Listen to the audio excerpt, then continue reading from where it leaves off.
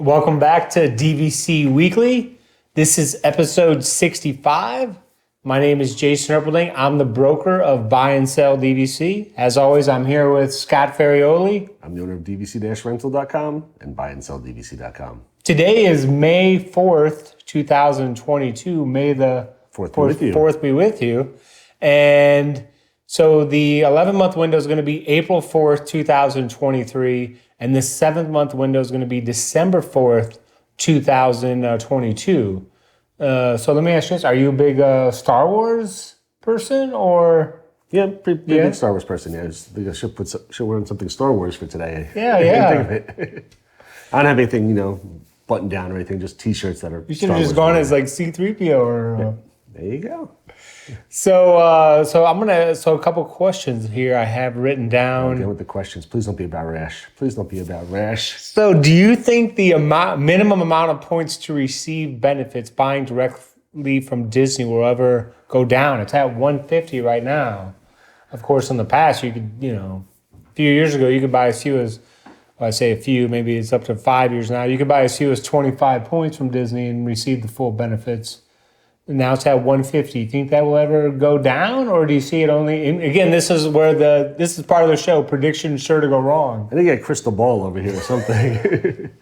When good predictions go bad, I don't think so. Yeah. I think that Disney's kind of over the past several years trying to do what they can to kind of dissuade people from going the resale route. So I can't imagine they're going to lower the minimum amount of points to get benefits. If anything, I think there's a chance they could possibly raise them a little bit more. But yeah, I don't see them dropping anything to make it easier to, for resale people to, pushing. Not that resale people get benefits now anyway, but I can't picture them going lower direct. When people just buy a small contract to add on to get the benefits. I can't imagine them doing that. So to me, the only thing that I see happening, like let's say Alani's still not sold out, correct? That is correct. So I could see like they say, hey, we need to get Alani sold out in the next 30 days. So if you can tell people if they buy Alani and they buy as few as 25 points, we'll give them full benefits. And then maybe they can get Alani sold out in 30 days and they can move on. It's from a sales tactic, it's a very good idea. I just don't know logistically if they could do that where some of the new contracts that are, 50 points will have them, but other resorts won't. I just don't know if that's too much of a hassle for them. But that's an absolutely great incentive when they go, we really need to get Alani sold. Let's do this, and this will push some people to, who want to just get the blue card to do a small little add-on, just to get the perks. So that's the only time I see it happening is if they run into a situation where they just want something, and then they see if that. Again, I would assume.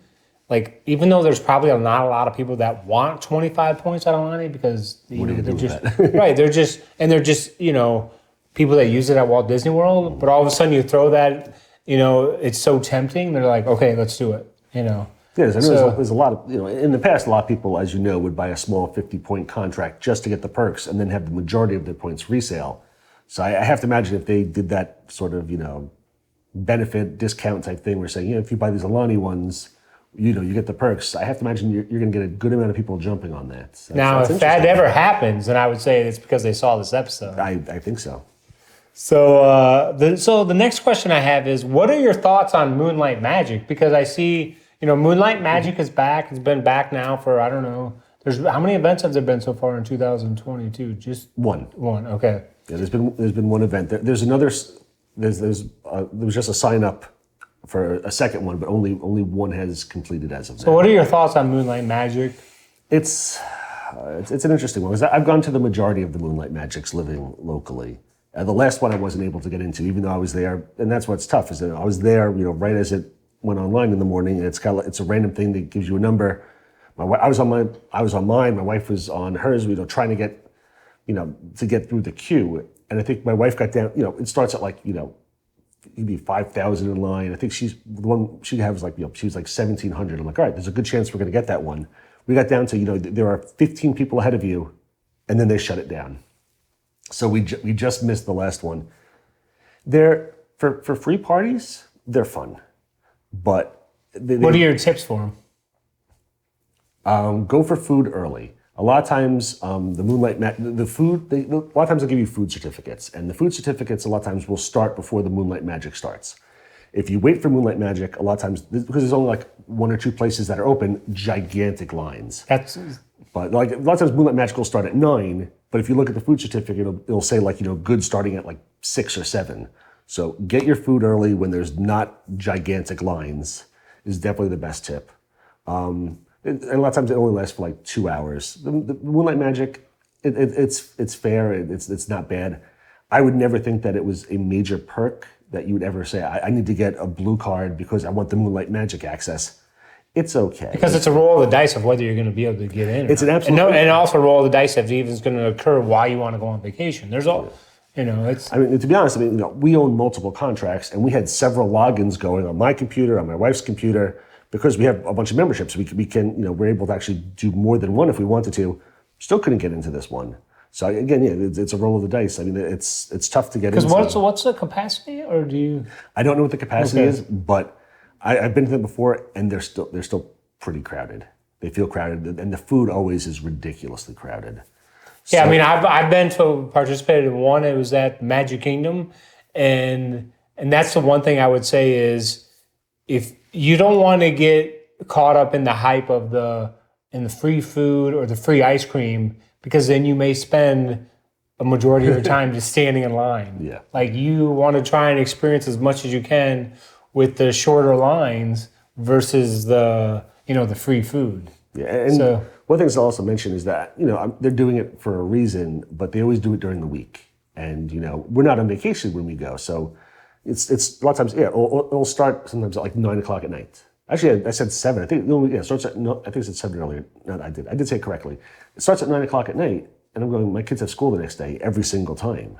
It's pretty much never during the summer. It's always when the kids are in school. So we'll go for like just a little bit and get out of there because I have little ones. They got to get up for school the next day, and I can't keep them up too late. It's great that you asked. That's the responsibleness right there. It's great that you asked the Moonlight Magic question because I was talking about the registration they just had a couple weeks ago for the Guardians of the Galaxy ride, which I'm not sure. Are you aware of that? Or no? I'm aware of that. Okay. Yeah. So I was actually going to talk about that later on. So it's a nice little tie-in.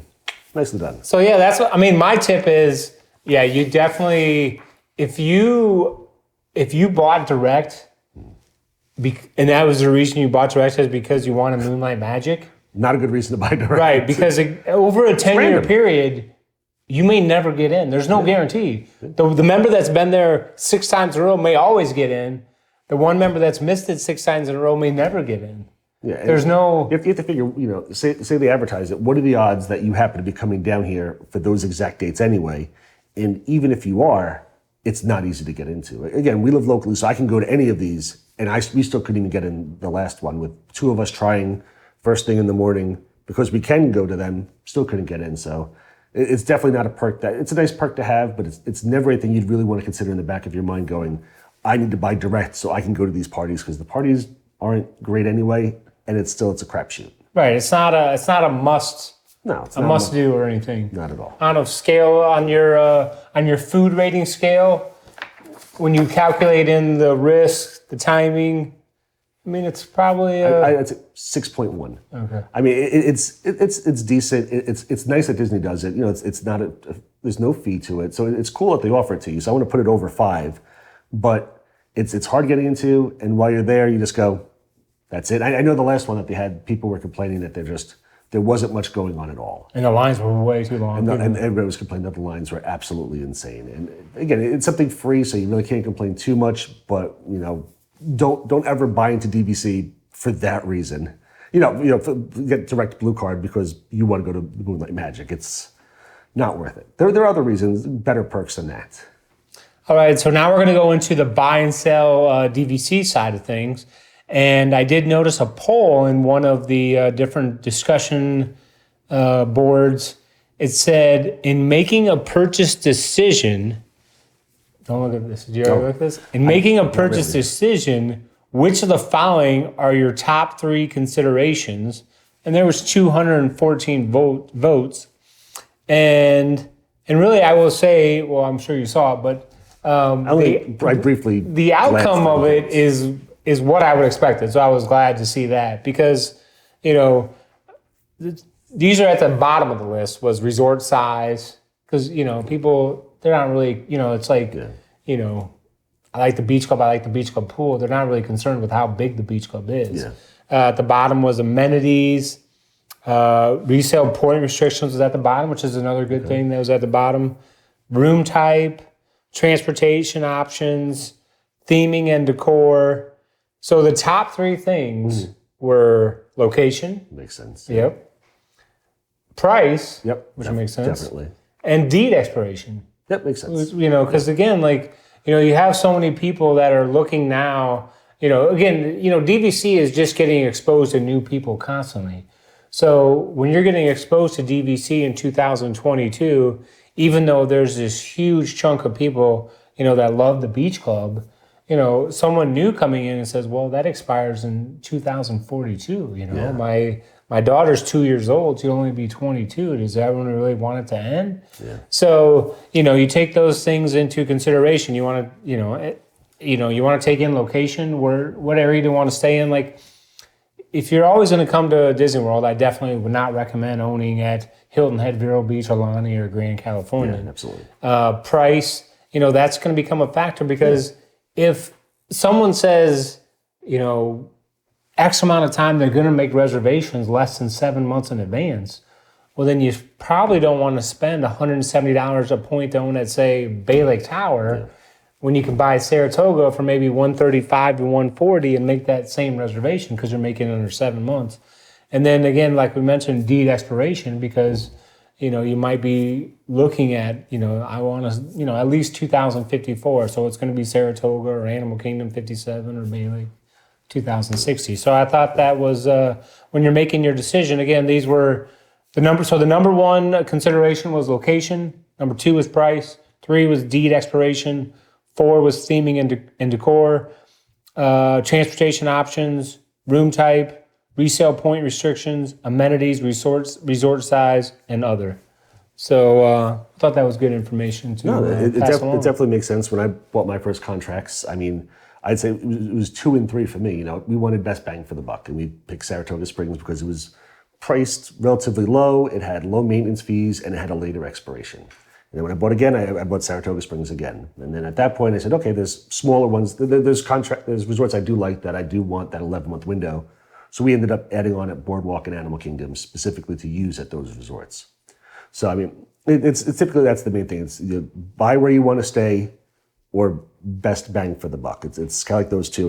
Locations, you're buy where you want to stay. Price and deed expirations, you're bang for the buck. So it makes sense that they came down to this order because that's typically the big argument. The back and forth. Which one do you prefer?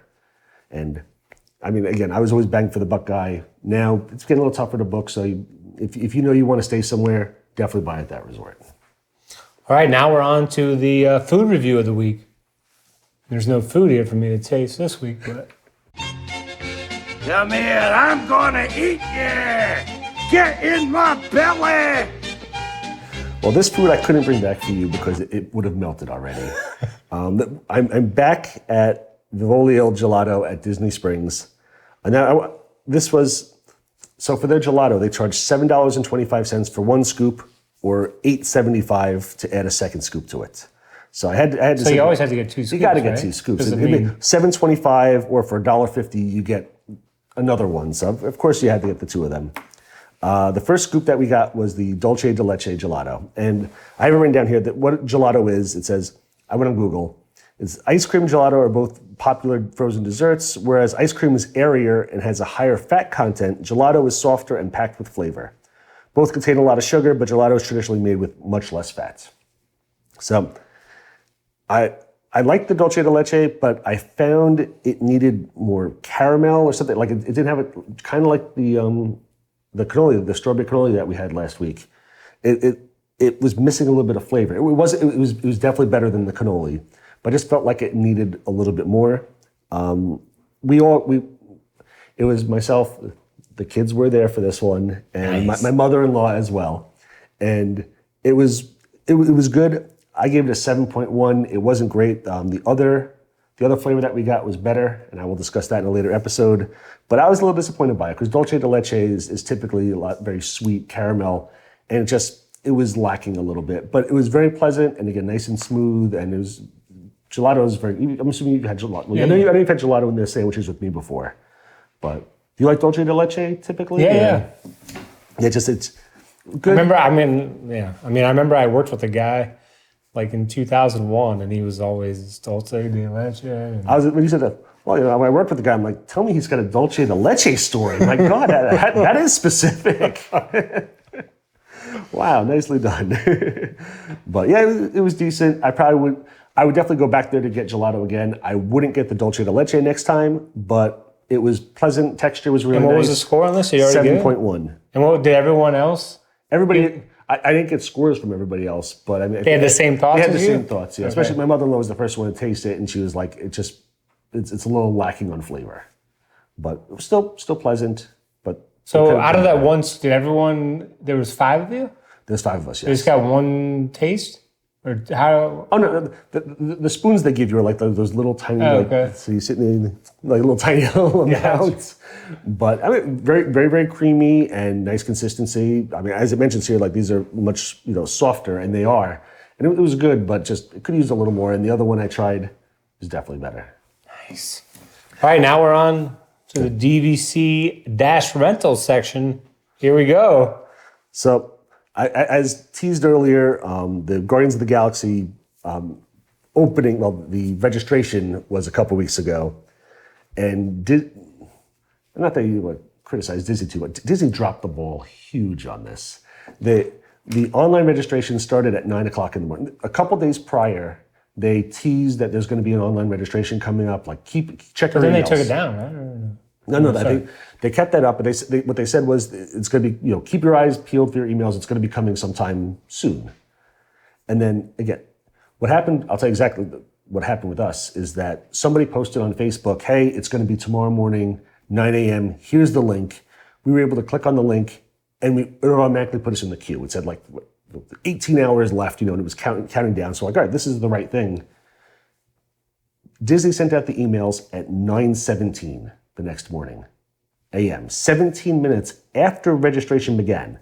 So as you know, we jumped in, and I had a couple things open. My wife had a couple things open, and we saw on Facebook later on that people sent screenshots, and there were 15,000 people ahead of them. So it was huge. And the best part is it was supposed to be DVC. And then all of a sudden at 9:17 this morning, they said, "Hey, DVC and annual passes open at 9 a.m. today, 17 minutes prior." So really dropped the ball. You can't send out an email 17 minutes after you're already supposed to be in line for it. We did get into this one, luckily. Oh, you did? Yep. And that seems impossible almost. Yeah, the previews for this one, it's going to be in a couple days. It's for DVC was May 9th and May 18th. And I believe the annual passes was on the 10th. I'm not sure if there was a second one because the only way to find out the dates on it were people who actually got through as annual pass members. There wasn't anything even on the main page what the dates were. So you had to be one of those lucky people who got in early, got selected, and then you can go in there and see what the actual date is. So I mean, at least on the DVC one, on the main splash screen, it said your choices are the May 9th or May 18th. The annual passes wasn't on there. They just really dropped the ball on this one. And so which day are you going, May 9th or May 18th? Or? Technically, I have both. Oh, you do? Nice. I'm going to be going the 9th and the 18th. Oh, nice. Looking forward to it. Have you seen anything about the ride or no?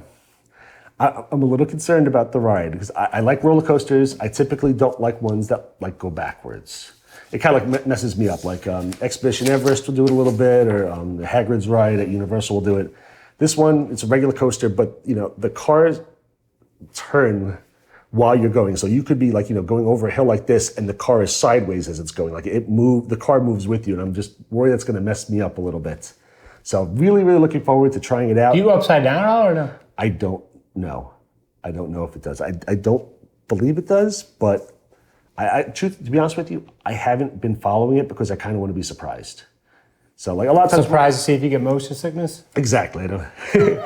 No. Whenever new rides come out, there's always the previews people do, and there's a ride through video. I never watch them because I want to be surprised on what's to come with it. But I did see that the cars do rotate, so I'm going, all right, we're going to see how this goes, but I'm looking forward to it. But again, luckily we got into the previews because Disney handled it so poorly. I don't understand how they could do that. And what's the number of people that are in this preview, do you know? I don't know. It's probably not too many. What's really, really cool, and they did this for DVC members, I believe not for the annual pass holders, is that I immediately, when we got the tickets, we went to go book the reservations for the resort, and we couldn't get the 9th. We couldn't get the 9th. It was already sold out. I was like, oh, you've got to be kidding me. But actually, no, it was the 18th. But when Disney sent out the confirmation emails, it says you do not have to have a park reservation to go this day. So even if you couldn't get a park reservation, you're still able to go into the DVC previews. It did not say that for annual pass holders, though. So I'm not sure they could still be stuck if they can't get in right now. Oh, my. So it's just... And that's all during the week, I assume, on the 9th? And Yes, they're both during the week. One's a Monday and one's a Wednesday, I believe. Okay. So it's during the week. One of them we were able to get right after school got out. So that's on the 9th. But on the 18th, the only availability they had was like early in the morning. So my kids aren't going to be able to go to that one. But maybe I'll go to it. I'm not sure. We'll see how things go on the 9th. On the 9th, I may say never again. But as of now, we have the 9th and the 18th. But again... And can you get a camera on that ride or not really? Or No idea. It's going to be tough if it goes upside down. I might be able to get a camera on it. I'm not sure. You might just have to attach one to your forehead or something. I may have to. But, I mean, looking forward to it. But again, Disney just really messed this one up. And when does the public wants to know? Do you know, like, when does this open to the public? It's May 24th, 25th, something. I think the 24th and 25th. I think he's saying it in a manner he's hoping someone from the background is going to confirm it for him. 27th. 27th. May 27th. I'm waiting for the background somebody, but they're just sitting there mocking me. So May 27th. So that's exciting news there. Are you going to go on this ride? Or is this a little too much for you? You know, probably not. I mean, it doesn't. Well, I guess we'll see what happens when you. Let me ask you this: did you ever go to Disney Quest way back in the day? I have not gone to Disney Quest. Well, I mean, it's not open anymore. Yes, I've not gone there previously. Yes. Okay. You're talking about like the simulator one that they used to Yeah. have. Yeah, I've seen the videos of that one. I'm like, I don't. That's not my thing. Simulators sometimes can mess me up. I got simulator sick where on you're that, going up. so- Oh yeah, that looked nasty. Yeah. I never went on that. Never wanted to go on that. So this will be interesting to see what would this be the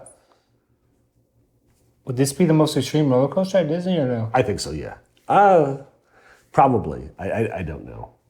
I mean, But your son, we need your son here. He's a roller coaster expert. yeah, my little guy loves the roller coasters, but he's at school and he hasn't gone on it yet, so But he'll go on and on one of the days. he should be there on the 9th. So we need to get his feedback on this, Well, at some point we'll get his feedback on this. Okay. And he loves coasters. or at least relay it to you, and then you can relay it for him. Yes, I can definitely do that. Okay. All right. Well, thanks for tuning in. That sounds like exciting news coming up. Be sure to hit the like button. Be sure to hit the subscribe button. We need 1,000 subscribers on the buy and sell side. And remember, the websites are buyandsell.dvc.com. And for your rental needs, DVC-Rental.com. Remember the dash to save the cash. Check out all of our social media. We appreciate you guys. Have a wonderful day. Thanks.